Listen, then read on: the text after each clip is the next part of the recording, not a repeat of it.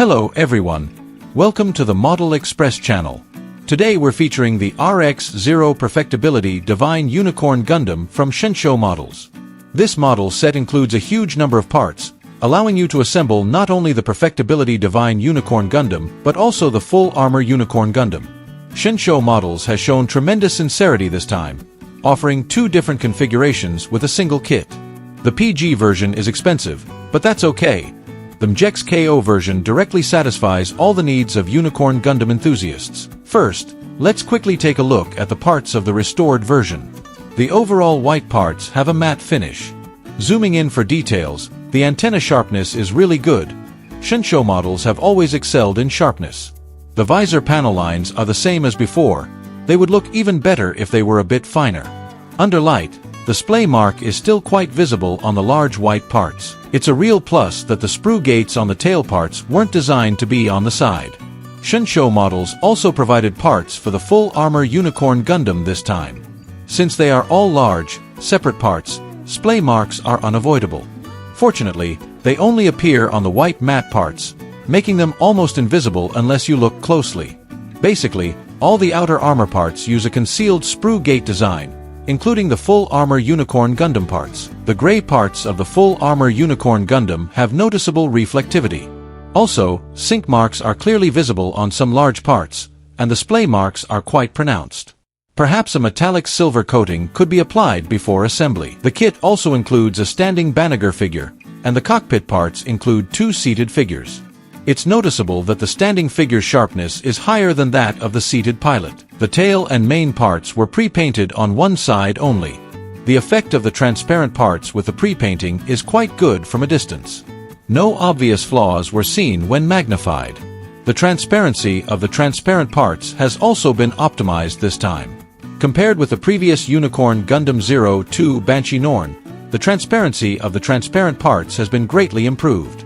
However, it still does not show any strong reaction to ultraviolet light. The performance of the red parts was decent, and as long as they don't use imported German plastics, it's acceptable. In addition to the transparent parts for the Phoenix tail and mane, the pre-painted parts also include a blue part for the mane itself, which is also painted on one side for easy assembly. For a KO version model, the paint job is really impeccable. A piece of aluminum foil sticker, so I'm not expecting high quality. The antenna comes in two colors, purple and blue. How do I choose? I've decided to spray paint it myself for touch-ups. Two large sheets of water decals were also provided. When zoomed in, you can see that the level of detail in the markings is excellent.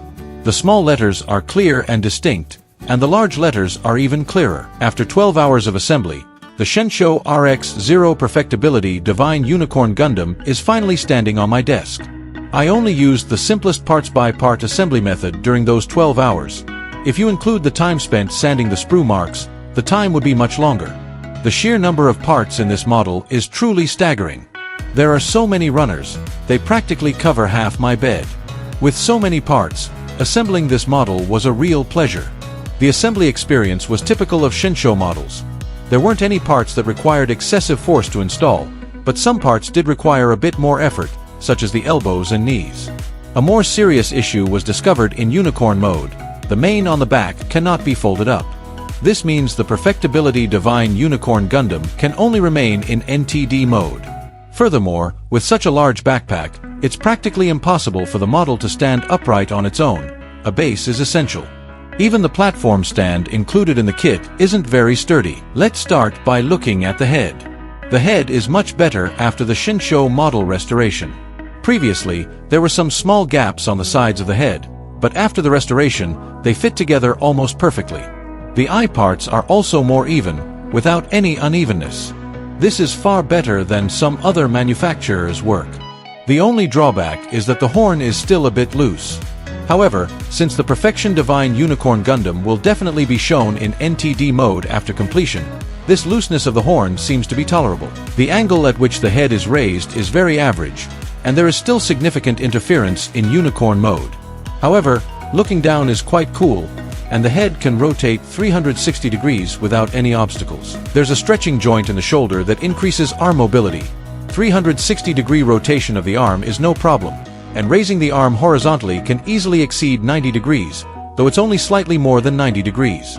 The scapula can be raised, and the upper arm can rotate 360 degrees. This time, the elbow can't touch the shoulder. The interference from the claw cannon is very severe, and the elbow can only bend to 90 degrees. The waist cannot lean forward or backward, but this is unlocked in NTD mode. The waist cannot rotate 360 degrees because of a latch at the back.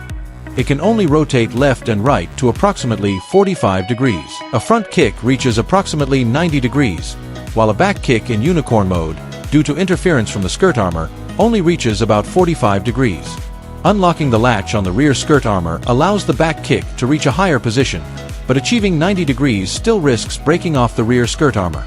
By using the side skirt armor to avoid an impact, a side kick can reach nearly 90 degrees. With the two small outer armor plates behind the knees unfolded, the lower leg can be brought close to the thigh when the knee is bent.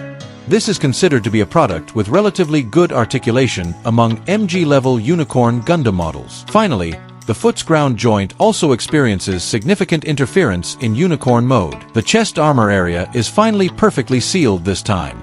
Those who watched the previous Unicorn Gundam 02 Banshee Norn review video will know that the Banshee Norn's chest armor couldn't be closed completely. This has finally been fixed. I suspect that future Unicorn Gundam series products from Shen will also have perfectly sealed chest armor in this area. Since this product is a large backpack model, I'll directly mention the drawbacks here. First, there's a straight stud between the gray and blue transparent parts at the waist that absolutely must be glued securely. Because the backpack for this product is particularly heavy, there's a high risk that this part will come off if it's not glued securely. The white armor in the middle of the rear skirt needs to be glued on.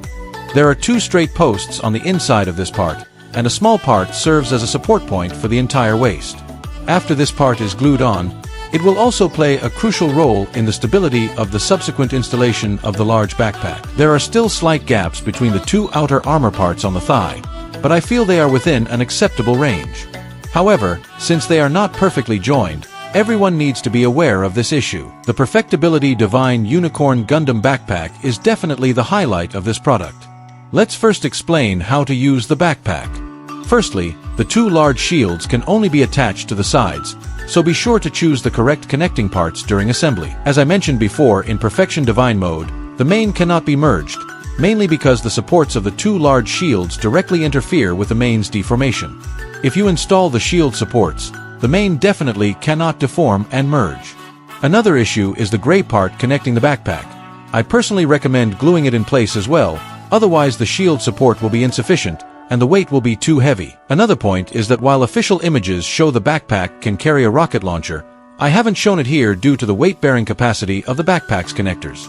The fuel tank connector is only secured to the backpack with a single clip, but this connector's load-bearing capacity is insufficient. After the fuel tanks are installed on the backpack, they are only stably held in place by a hook that attaches to a recess at the back of the backpack. Therefore, there's no way to mount a rocket launcher in that location. However, if you glue the connector directly to the backpack, this hole could be used to mount a rocket launcher, but I don't recommend doing so. It's important to note this point though, because in the Perfection Divine Unicorn Gundam's lore, the backpack can indeed mount a rocket launcher on the back. Next, let's test the grip strength of the joints using a lightsaber. First, the shoulder joint. We can see that the grip strength is quite good. Even with the lightsaber bent at a large angle, the shoulder joint remains completely still. After raising the hand horizontally, a slight shake won't cause it to fall. However, compared to the shoulder joint, the grip strength is still considerably weaker. The elbow joint also has very good grip strength. Next, let's look at the strength of the hip joint. Compared to the strength of the arm joint, it seems a bit inferior. Grasp the thigh and test the strength of the knee joint. You can see that the knee joint is also very strong. This joint strength is very helpful for high-intensity support. After reviewing the joint strength test, the next step is the violent shaking test of the main body. After extremely violent shaking, it can be seen that the Unicorn Gundam will not disintegrate at all this time. As for why it didn't disintegrate, it's mainly because I glued the waist area shut. Next came the drop test. First, the model was dropped from the front, and the antenna fell off, but it didn't really matter since we didn't need it anyway. Then, the model was dropped from the back, and you could see that the claw cannon part was knocked off. The tightness of this part definitely needs to be improved. Next, I will demonstrate the outer armor deployment process.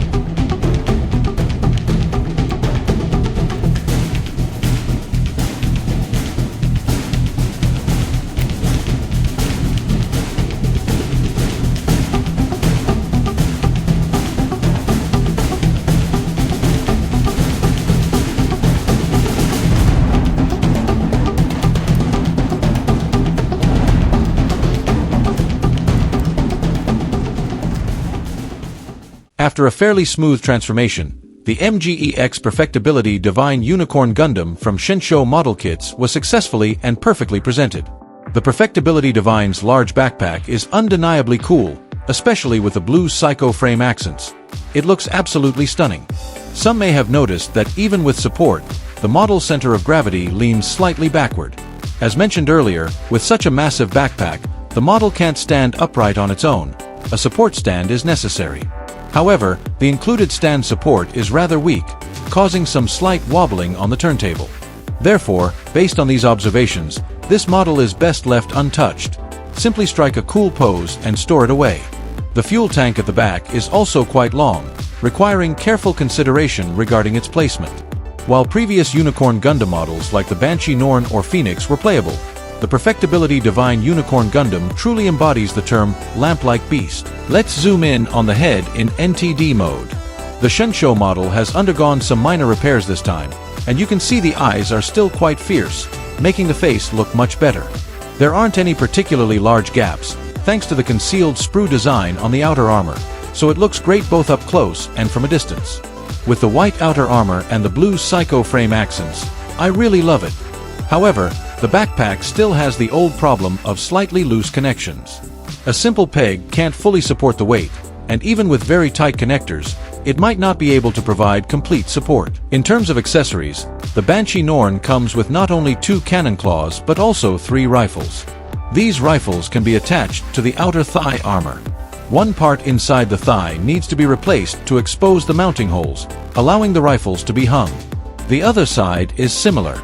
The main difference between the Unicorn Gundam and the Divine Gundam lies in the number of weapons that can be mounted on its legs.